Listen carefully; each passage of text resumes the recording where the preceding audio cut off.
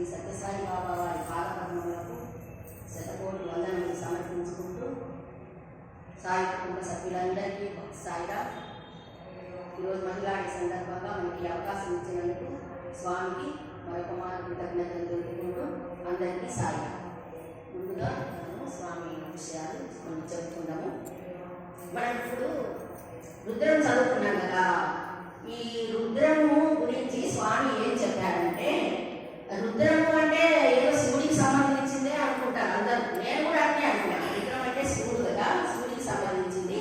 ఆ రుద్రాభిషేకం అని శివుడికి అభిషేకం చేసినప్పుడు చదువుతారు కాబట్టి అభిషేకానికి సంబంధించింది రుద్రం అనుకున్నాం. కాదు, రుద్రము అంటే 4 వేదముల సారము అని స్వామి స్వయంగా చెప్పారనమాట. అది 4. ఇప్పుడు నేను రోజు చూస్తూ ఉంటాను 10 గంటలకు తిరుపతి ఛానల్లో తిరుమల అక్కడ పద్మావతి అమ్మవారి కళ్యాణం జరుగుతుంది ప్రతిరోజు 10 గంటలకు. నేను టిఫిన్ తినే టైం అది తింటా చూస్తా. ఆ కళ్యాణంలో హోమం చేస్తుంటాడు. ఆ హోమంలో ఆ కళ్యాణ టైంలో రుద్రం చదువుతారు. శ్రీ సూక్తము, పురుష సూక్తము ఎట్లా చదువుతారో నారాయణ సూక్తము, ఈ రుద్రం కూడా కళ్యాణాలలో, హోమాలలో, యజ్ఞాలలో ఒకటి అభిషేకం వరకే కాదనమాట. అన్ని కార్యక్రమాలలో కూడా రుద్రం చదువుతారు. అంత గొప్పదనమాట రుద్రం అంటే. 4 వేదముల సారము అని చెప్పాడు స్వామి. అంటే శివుడికి సంబంధించినదే అనే కాదు, 4 వేదముల సారము అని చెప్పారనమాట. అటువంటి రుద్రాన్ని మనం చదువుకునే అవకాశం ఇచ్చినందుకు స్వామికి మరొక మారు అందరూ కృతజ్ఞతలు తెలుపుకుంటాం. లేకపోతే సాయి ఇప్పుడు పుట్టపర్తిలో ప్రతి పౌర్ణానికి గిరి ప్రదక్షిణ జరుగుతుంది కదా, అనేది తెలుసు కదా. అరుణాచలంలో జరుగుతుందంట కదా ప్రతి పౌర్ణానికి. 14 కిలోమీటర్లు అంట అరుణాచలేశ్వరుని కొండ. ఆ 14 కిలోమీటర్లు తిరుగుతారు. వెళ్ళచ్చు చాలా మంది ప్రదక్షిణకు వెళ్ళింటారు. తర్వాత అట్లే సింహాచలంలో కూడా అట్లే గిరి ప్రదక్షిణ జరుగుతారంట. అది 18 కిలోమీటర్లు ఉంటారంట. అసలు అరుణాచలం కన్నా బాగుంటుంది కానీ దారి, అసలు సింహాచలం అయితే చాలా కష్టంగా ఉంటుందంట. అయినా అది 18 కిలోమీటర్లు అయినా అక్కడి భక్తులంతా పౌర్ణానికి వెళ్ళి చేస్తుంది. అట్లే మన పుట్టపర్తిలో మన స్వామి కూడా ఉంది కదా, గిరి ప్రదక్షిణ జరుగుతుంది కదా, అందరికీ తెలుస్తుంది. వెళ్ళారు ఎవరన్నా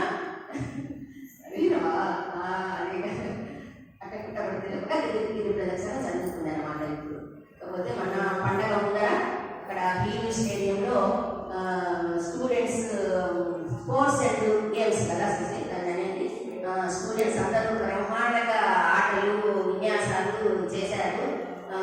ఎంత అద్భుతంగా ఉన్నాయి అన్నమాట. ఇప్పటికంటే కూడా నాకు ఇంకా ఈసారి ఇంకా అద్భుతంగా అనిపించింది.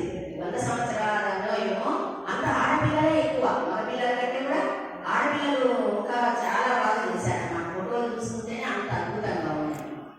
పోతే తర్వాత స్వామి ఏం చెప్పారంటే, మీ అందరినీ కోరికలు లేని వారిగా చేయటమే నా కోరిక అన్నారంట స్వామి. అంటే మనమందరం కోరికలు లేని వాళ్ళగా తయారవ్వడం అంటే అంత సులభంగా ఏం లేదు కదా.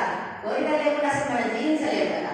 కానీ స్వామి చెప్పారనమాట, మిమ్మల్ని కోరికలు తగ్గించుకునే వాళ్ళగా లేని వాళ్ళగా చేయడమే నా ముఖ్యమైన కోరిక అన్నారంట స్వామి. అంటే కోరికలు అంటే ఉండొచ్చు, కోరికలు లేకుండా జీవించాలంటే కష్టమే. కానీ కోరికలే గుర్రాలైతే అని అంత పైకి పోకుండా ఒక మన ఎంతలో చిన్న కోరికలు తావేదమాలి ఉంటే ఆ కోరికలు బాగుంటాయి అన్నమాట.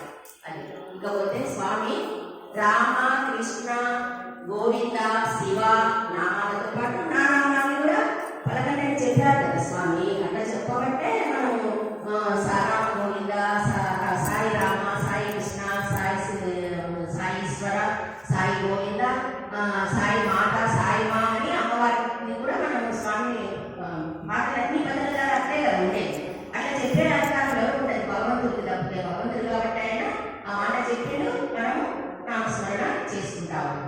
ఇకపోతే ఇంకొకటి తర్వాత నేను చెప్పాలనుకునే చెప్తుంటాయేమో, నాకు కొత్తగా తెలిసిన విషయాలు మీకు తెలిసి ఉండవచ్చు. తర్వాత ఇప్పుడు రత్నాకర్ గారు ఉన్నారు కదా పుట్టపర్తిలో మేనేజర్ ట్రస్టీకి. ఆ రత్నాకర్ గారిని స్వామి స్వయంగా మేనేజర్గా నియమించారట. తమ్ముని కొడుకు రత్నాకర్